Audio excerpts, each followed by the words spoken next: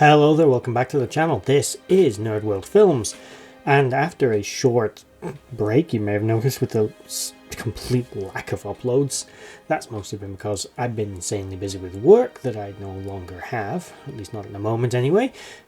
Getting off topic. This episode is on a beloved science fiction movie from making myself sound old, my childhood. If you are an 80s baby or a 90s child anyway, you grew up with this film. You know this film, you've probably seen this film. And that is Flight of the Navigator. A strange sort of alien abduction meets coming of age teen drama sci-fi film. Yeah, it's a bit all over the place. But that is our movie to talk about today. Before we get started, please like, share, subscribe, comment down below as everything helps this channel grow, and you will find linked in the description below this video links to my other channels, notably Nerd.World Empire, which is very similar to this one, but it's mostly about television, particularly if you like Star Trek, as that channel is very heavily into Star Trek. In case you didn't know, I have other channels. With that out of the way, let's get into Flight of the Navigator. Okay, so the story. The story of Flight of the Navigator is pretty unique, and it's pretty 80s. I mean, the 80s was home to things like E.T. the Extraterrestrial, Close Encounters of a Third Kind, Aliens, you know, lots of good, wholesome alien movies. And this one is no exception. This one, of course, was brought to us by Disney. But the story. The film starts out in 1978 in Fort Lauderdale, Florida. A 12-year-old boy, David Freeman, is going to pick up his 8-year-old brother Jeff from a friend's house. He has a little tumble and gets knocked out. When he comes to, 8 years have passed, but he hasn't aged a day. Little Jeff is now 16 years old, but he still matches his missing child posters. Meanwhile, around this time, an alien ship happens to crash land and is captured by NASA. They can't get in it though, boo-hoo for them.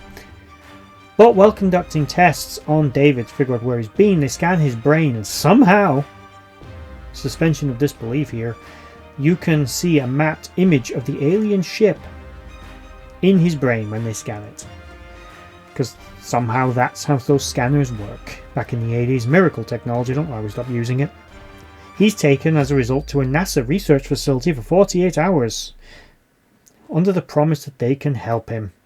Really, they just want to use him as a technical manual for the alien ship so they can get in it and steal all of its juicy technology that they don't have.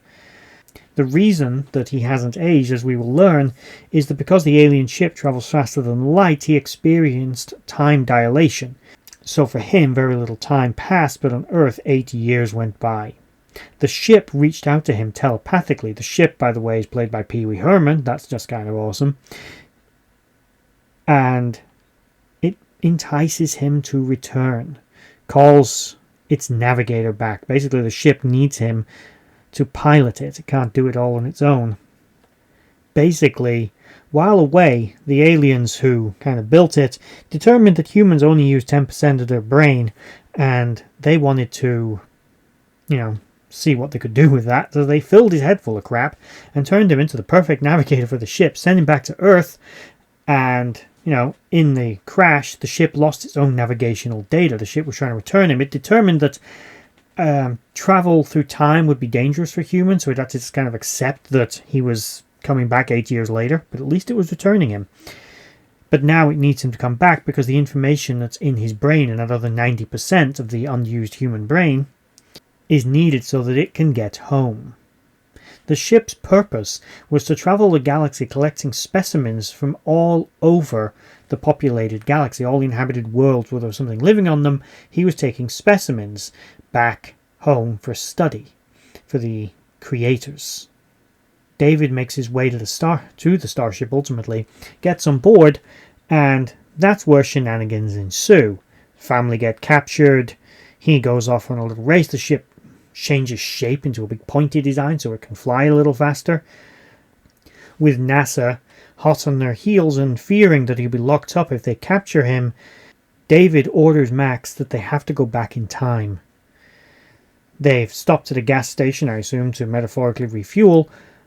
They know that NASA agents are lying in wait to capture them if they return back to his house. Max agrees to take him back in time to 1978 at the point where he was left, risking vaporization in the process.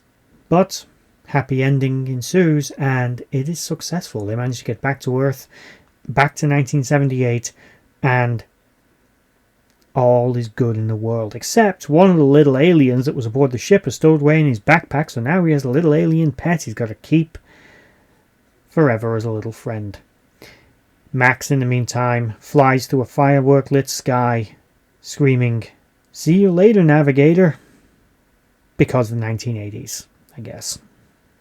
In terms of casting, as I said, Paul Reubens, who is famous for playing Pee Wee Herman, as well as being a ton of other interesting roles, plays the voice of Max, the actual spaceship, who's represented most of the time as an interactive metal eyeball moving around the ship. I always found that kind of creepy, personally, but I find Paul Reubens kind of creepy, in a good way, I suppose. Maybe. No, I just find him creepy. Just creepy. And another interesting person is in this one. We have an early cinematic outing for Sarah Jessica Parker in this movie, playing a friend to David, one of the few he has after NASA's basically trying to lock him up and chop up his brain, because that's what NASA do. But she's in this film, almost unrecognizably as I recall, but early outing in cinema. And of course David was played by Joey Kramer. Don't be put off if you've no idea who Joey Kramer is. This is probably, if you know this film, likely the only thing you know him from. Checking out his IMDb, because I have no idea what else he's been in. He's been sporadically in a few things for a few years after this film was made, for about 10 years, and I mean very sporadic, and then he seems to take a hiatus for nearly 20 years, and then he pops up in a few shorts. That's pretty much it. Paul Reubens, of course, was Pee Wee Herman, very famously. Aside from playing Pee Wee Herman, you might remember him from the Buffy the Vampire Slayer movie, and I swear to God, every single time I remember that he is one of the vampires in that, I overcome my own disbelief and generally look it up. He also pops up in a lot of voice work, Phineas and Ferb, stuff like that, over the years. But generally speaking, he is mostly known for doing Pee Wee Herman.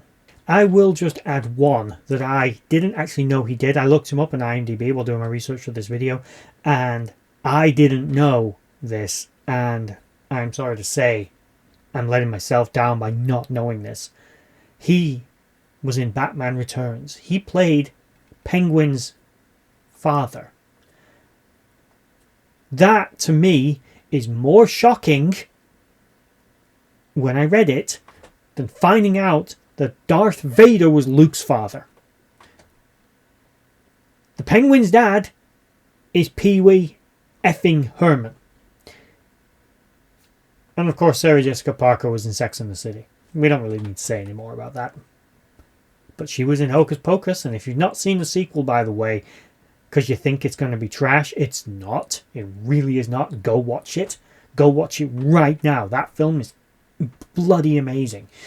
They didn't screw it up. That's the most amazing part. They didn't screw it up. Yeah, it probably sets up a sequel we don't want.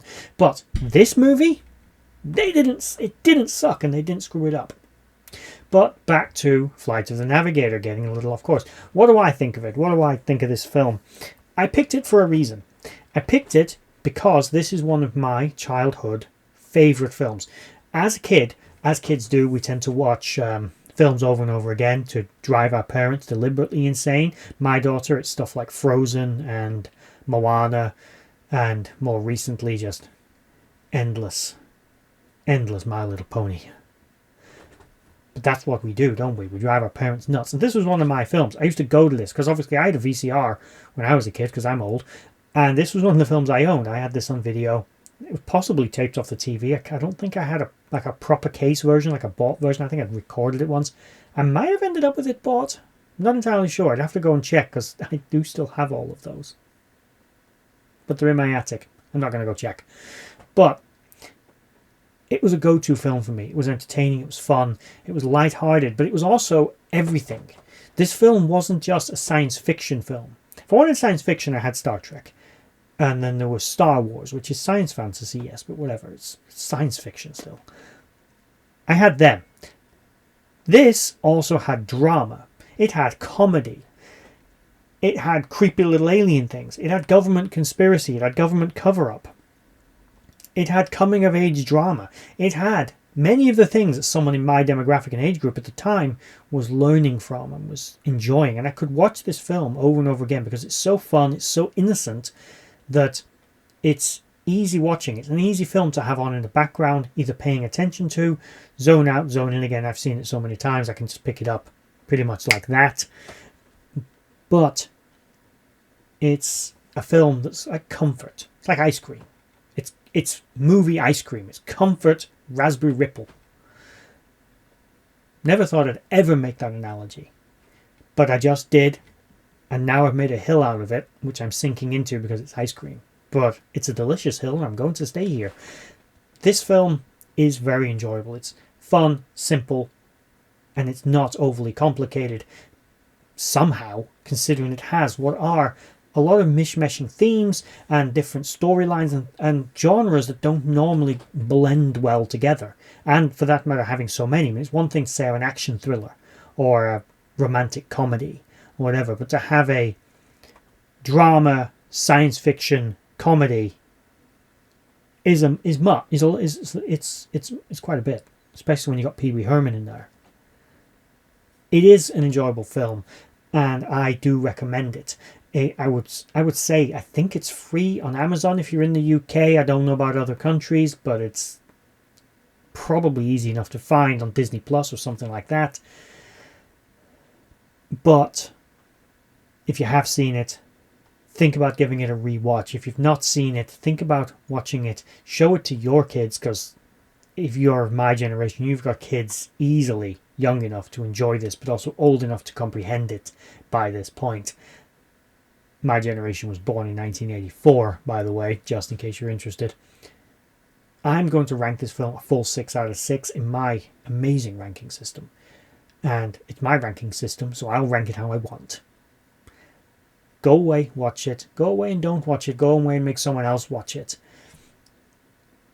But remember how awesome it is. Just an appendix to throw on the end of here, just because I didn't think it really had a place anywhere in a analysis of the movie. The actor Joey Kramer has allegedly been arrested for bank robbery and drug charges in the years following the making of this movie. He fell into the typical child star thing. I hope he has subsequently made a full recovery. I'd just like to say a thank you to everyone for watching that video. I hope you enjoyed it. I really enjoy making these. If you did enjoy it, please consider giving a like, share and a subscribe, and maybe checking out the other videos on the screen right now, and in the description box below there are links to my other social media accounts.